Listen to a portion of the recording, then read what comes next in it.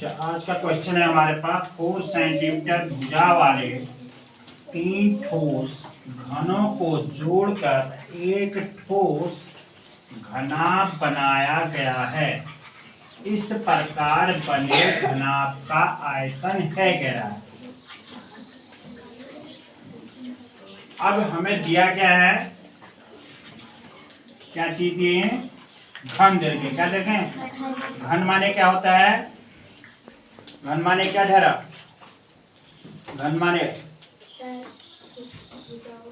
जिसकी भुजाएं बराबर होती हैं। ठीक है, तो ये कह रहा है 4 सेंटीमीटर अगर इसकी लंबाई है तो 4 ही क्या है, इसकी चौड़ाई भी है, 4 ही जो है इसकी ऊंचाई भी है। समझ में आ रहा है? ऐसा घन है कह रहा है।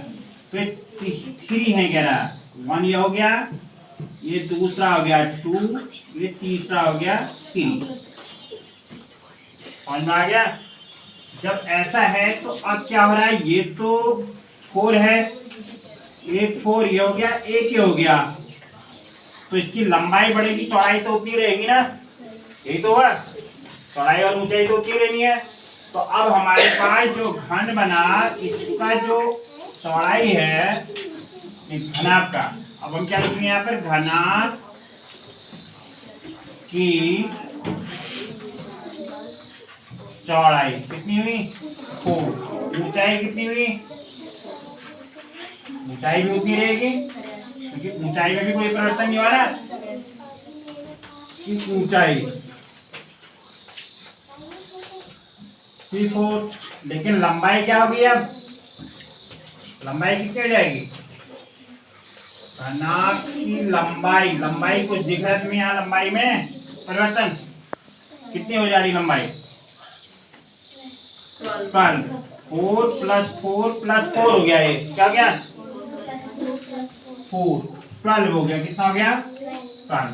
अब घनाभ का आयतन इक्वल टू क्या होता है? घनाभ का आयतन इक्वल टू क्या होता है? लंबाई इंटू चौड़ाई इंटू ऊंचाई। तो ये कितना हो गया? लंबाई कितनी है हमारे पास?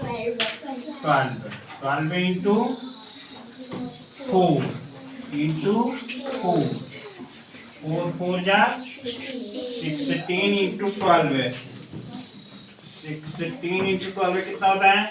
मल्टीप्लाई करो जरा। 16 इंटू 12 6 जा 72, 7 कैरी, 12 1 जा 12 + 7 कितना हो गया? 90, 192। 192 सेंटीमीटर क्यूब। क्या बोलेंगे इसको? 192 सेंटीमीटर क्यूब। क्या लिखा जाएगा? 190 क्यूब। क्यूब क्योंकि इसकी 3 चीजें है ना यहाँ पर, लंबाई, चौड़ाई और ऊंचाई। समझ में आ रहा है? तो इसलिए इसको क्यूब कहा जाता है, क्यूबॉइड भी बोलते हैं इसको। ठीक है करना आपको। इसके बाद सेकंड क्वेश्चन है हमारे पास। नेक्स्ट क्वेश्चन में एक हमें जो है फिगर दिया गया है। ठीक है, ऐसे बना है, फिर ऐसे बना है, फिर यूं, फिर यूं, फिर यूं है, फिर ऐसे बना है, फिर ऐसे, फिर ऐसे, फिर ऐसे, फिर ये, फिर ये मिला। सैनिक स्कूल में इस टाइप से बहुत सारे क्वेश्चंस आते हैं जो फिगर पे डिपेंड होते हैं। ठीक है, इनमें क्या दिया दिया इसने यहाँ पे? 3 सेंटीमीटर, यहाँ 3, यहाँ भी 3, ये भी 3, ये भी क्या है? 3, और ये भी 3, ये भी 3, ये भी 3, ये भी 3, ये भी 3, 3, ये भी 3। इसका क्या करो? कह रहा है परिमाप निकालो। क्या निकालना है? अब परिमाप इक्वल टू क्या होता है? वो तो आयत का हो गया। आयत के लिए तो हमारे पास फार्मूला है सीधे सीधे 2 ब्रैकेट लंबाई इंटू लंबाई प्लस चौड़ाई हो गया। ये तो आयत तो है नहीं। परिमाप का मीनिंग क्या होता है? किसी चीज की चारों भुजाओं का योग। क्या होता है? जैसे हम लिखते हैं 2 इंटू लंबाई प्लस चौड़ाई लिखते हैं ना। अब मान लिया जो है आयतन आपको दिया है भाई किसी खेत का 12 में, तो आपको चौड़ाई दे दी। क्या दे दी? और 15 जो है लंबाई दे दी। अब 12 में 15, ये भी 12 होगा, ये भी 15 होगा। इनको अगर ऐड करते हैं तो कितना हो जाएगा?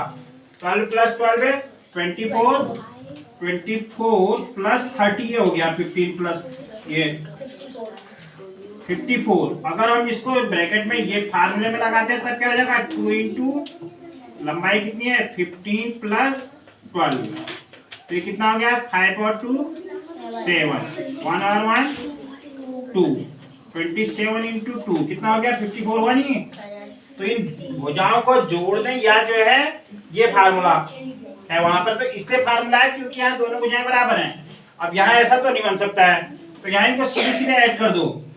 3 1 जा 3, 3 2 जा 6, 3 3 जा 9, 3 4 जा 12, 3 5 जा 15, 3 6 जा 18, 3 7 जा 3 8 जा 3 9 जा 3 10 जा 3 11 जा 3 12 जा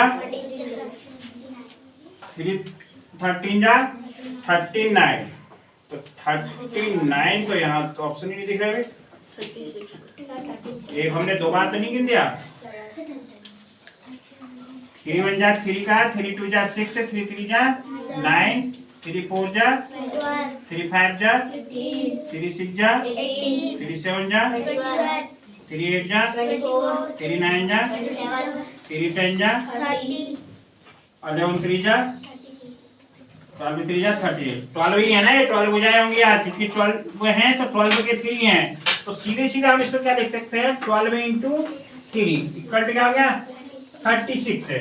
ये काहे में देगा? हमें सेंटीमीटर में दिए हैं, तो यहाँ पर जो है हम क्या लिख देंगे इसको? सेंटीमीटर। यही हमारे पास आंसर हो जाता है। समझ में आ गया? जब भी परिमाप निकालना है, परिमाप का मतलब क्या है? उन संख्याओं का, उन भुजाओं का योग क्या कहलाता है? परिमाप कहलाता है। अब यहाँ पर हमारे पास टोटल भुजाएं कितनी थी? 12 थी। अब एक भुजा जो है 3 दे रखी है हमें, तो 12 इंटू 3 इक्वल टू क्या हो जाएगा? 36।